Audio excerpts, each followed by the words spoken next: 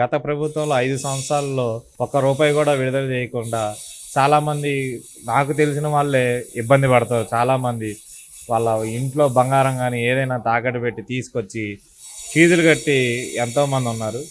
ఈ రోజుకి వాళ్ళు బీటెక్ అయిపోయి బయటకు వచ్చినా కూడా కొంతమందికి ఇంతవరకు ఫీజు రీయింబర్స్‌మెంట్ అనేది పడలేదు.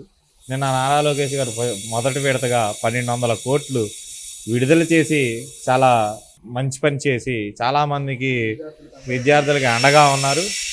అలానే దావోస్ వెళ్ళి రాత్రి పగలు కష్టపడి ఎన్నో కంపెనీలు తీసుకొచ్చి గూగుల్ కానీ క్వాంటమ్ వ్యాలీ కానీ ఇలాంటివి చాలా తీసుకొచ్చి ఇక్కడ మనకి యువతకి మన ఆంధ్రప్రదేశ్లోనే చాలా ఉద్యోగాలు ఇద్దామని చెప్పి చాలా ట్రై చేస్తున్నారు. ఒకప్పుడు వాళ్ళ నాన్నగారు హైదరాబాద్లో చేశారు బాబు గారు. ఇప్పుడు లోకేష్ గారు మన ఆంధ్రప్రదేశ్లో మన అమరావతిలో ఎన్నో సంస్థలు తీసుకొచ్చి ఎంతోమందికి నిరుద్యోగాన్ని బదిలీ చేద్దామని నాలాంటి స్టూడెంట్స్కి ఎంతోమందికి ఉద్యోగాలు కల్పిద్దామని చెప్పి చాలా కృషి చేస్తున్నారు. దానికి చాలా ధన్యవాదాలు లోకేష్ బాబు గారికి.